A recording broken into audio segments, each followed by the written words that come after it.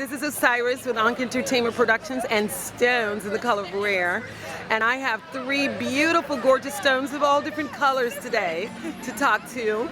They are the child.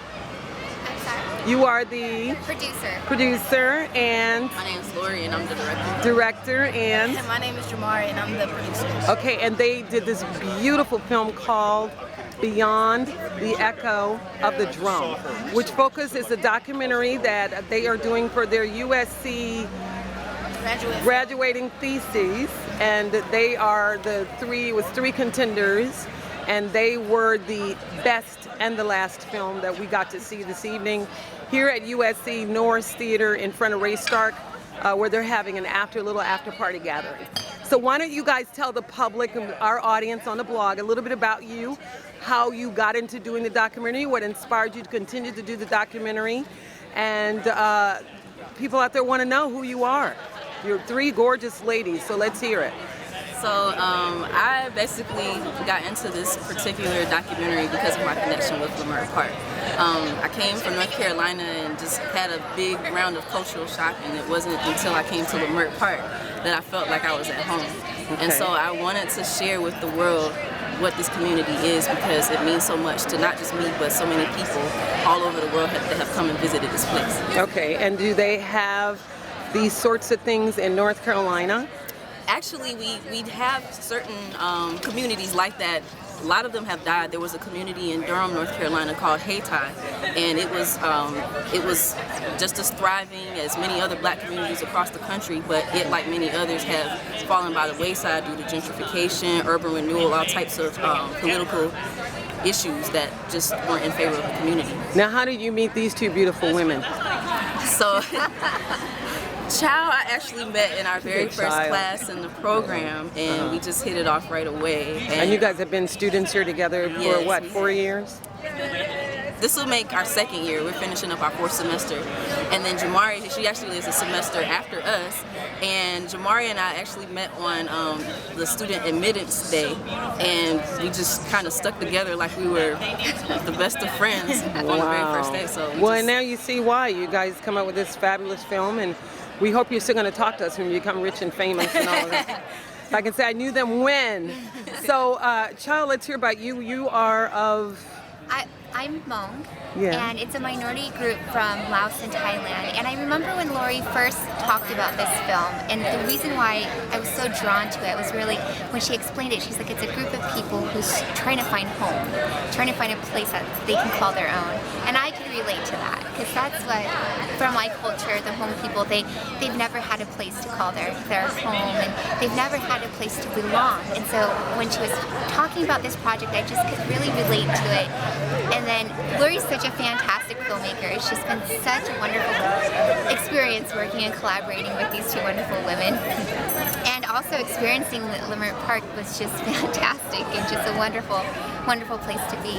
Now, have either one of you, in addition to Lori, did either one of you actually go, were you from Leimert Park? Had you ever heard of Leimert Park? Or so what was your first experience like when you got to Leimert Park? Were you like all these black folks in one area of the city? So what was your experience? What was the feeling like to?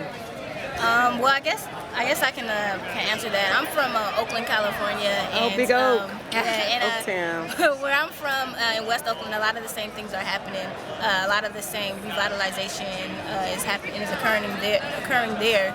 And so that's what kind of attached me to the project, along with working with Lori, because I've always wanted to work with Lori since I came here. So that was just a plus that we were going to be featuring something that I had experienced in the past. And so when I went to Leimert Park, it reminded me a lot of home. It reminded me a lot of the people that I've met in the past, and just knowing that community is so much important to our people has made me more and more attached to the project and more and more in love with the park. Okay, and then like I know Leimert Park is going through some changes now. Have they been able to rectify any of these things since you guys have done the project and now finished? Actually, everything is still ongoing, and so that was another reason why I felt it was very important to have this film, because there's a lot of history to Leimert Park, but there's a lot of things happening here and now that people need to know about. So yes, a lot of those issues are still ongoing. And do you think that this film will be a way for more people to find out about those issues? Because I saw some people in the audience who were like, I didn't even know they had a Lemur Park. What's Lemur Park? Where is Lemur Park? Because it seems very inviting. On the film, you see the trade and commerce going on there. So what do you think? Do you think the film is going to inspire people to come over to Lemur Park and build that area up? That's the hope. I mean, essentially the film is a call to action, whether it be at the MTA board sessions or just simply coming and supporting the community. That's my hope. Now, how did you guys get involved in Damien, and what part does Damien play in the whole making of the documentary? So Damien, I actually just met cold.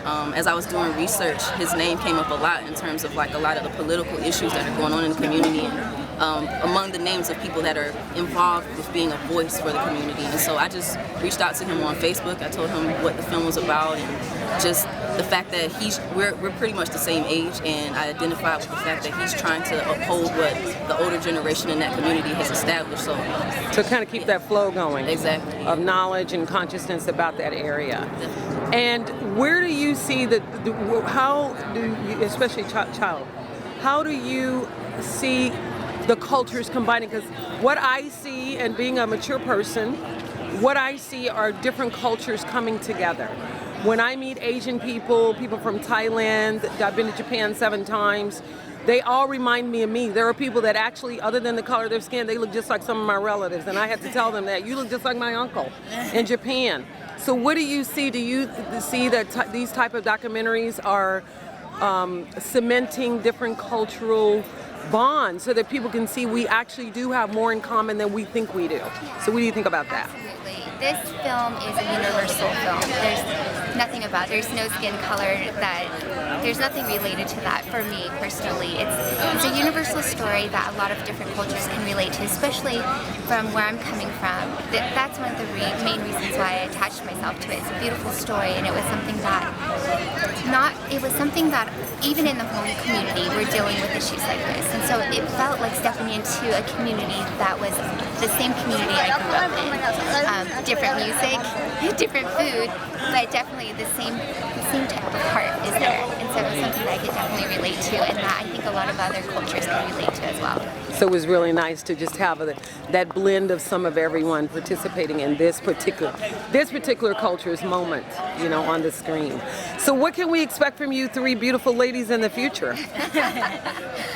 Lots of things. I mean, what do you plan on focusing on subject-wise now? Are you just going to focus on documentaries, or you going to do full feature films? And where do you want to go now? You're graduating, right? No, actually, we have another year. Oh, you have another year? Okay, all right. Yeah, so we'll be going through the coursework. But as far as like after graduation,